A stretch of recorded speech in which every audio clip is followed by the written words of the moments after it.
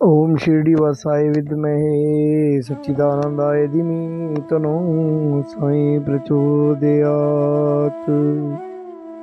बोलो साईनाथ महाराज की जय। बोलो शिरडी के राजा की जय। बोलो तीन लाख परमेश्वर की जय। जो साईं का नाम है ध्यावे, घर में सुख शांति फल पावे। जय साई राम। अध्याय 5 का आपने अनुभव किया। आज साईं सच्चरित्र अध्याय 6 का शुभारंभ। रामनवमी उत्सव व मस्जिद का जीर्णोद्धार, गुरु के कर स्पर्श की महिमा, रामनवमी उत्सव उर्स की प्राथमिक अवस्था और रूपांतर एवं मस्जिद का जीर्णोद्धार। गुरु के कर स्पर्श के गुण। जब सदगुरु ही नाव के खवैया हों तो वे निश्चय ही कुशलता का सरलता पूर्वक इस भवसागर के पार उतार देंगे। सदगुरु शब्द का उच्चारण करते ही मुझे श्री साईं की स्मृति आ रही है। ऐसा प्रतीत होता है मानो वो स्वयं मेरे सामने ही खड़े हैं और मेरे मस्तक पर उंगली लगा रहे हैं। देखो देखो, वे अब अपने वरद हस्त उठाकर मेरे मस्तिष्क पर रख रहे हैं। अब मेरा हृदय आनंद से भर गया है, मेरे नेत्रों से प्रेमाश्रु बह रहे हैं। सतगुरु के कर स्पर्श की शक्ति महान आश्चर्यजनक है। लिंग शरीर जो संसार को भस्म करने वाली अग्नि से विनष्ट किया जा सकता है, वह केवल गुरु के कर स्पर्श से ही पल भर में नष्ट हो जाता है। अनेक जन्मों के समस्त पाप भी मन स्थिर हो जाते हैं। श्री साईं बाबा के मनोहर रूप के दर्शन कर कंठ प्रफुल्लता से रुंध जाता है, आंखों से अश्रुधारा प्रवाहित होने लगती है और जब हृदय भावनाओं से भर जाता है तब स्वयं ही भाव की जागृत होकर आत्मानुभव के आनंद का आभास होने लगता है।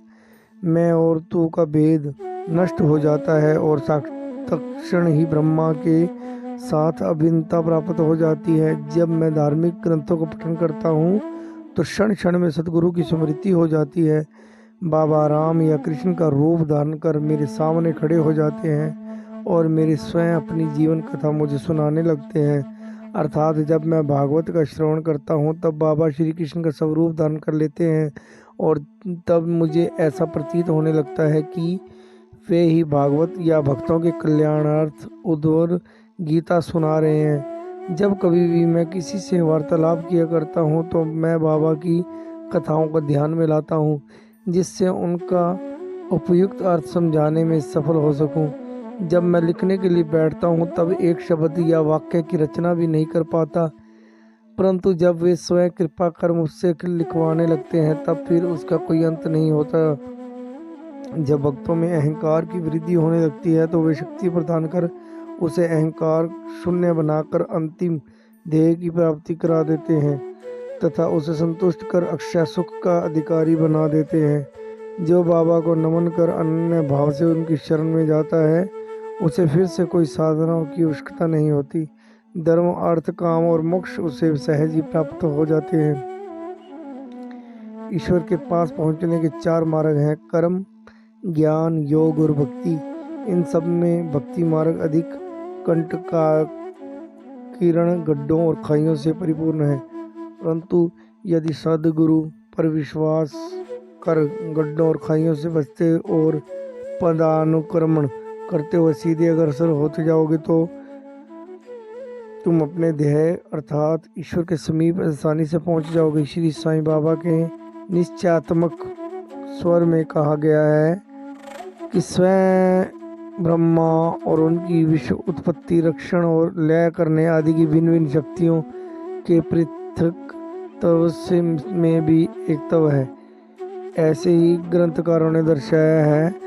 भक्तों के कल्याणार्थ श्री साईं बाबा ने स्वयं जिन वचनों से आश्वासन दिया था उनको नीचे अद्भुत किया जाता है। मेरे भक्तों के घर अन्न तथा वस्त्रों का कभी अभाव नहीं होगा।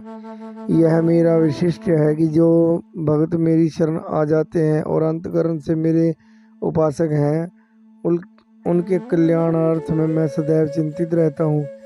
कृष्ण भगवान ने भी गीता में सही समझाया है, इसलिए भोजन तथा वस्त्र के लिए अधिक चिंता न करो। यदि कुछ मांगने की ही अभिलाषा है तो ईश्वर को ही भिक्षा में मांगो। सांसारिक मान उपाधियां त्याग कर ईश कृपा तथा अभयदान प्राप्त करो और उन्हीं के द्वारा सम्मानित हो। सांसारिक विभूतियों से कुपुतगामी मत बनो।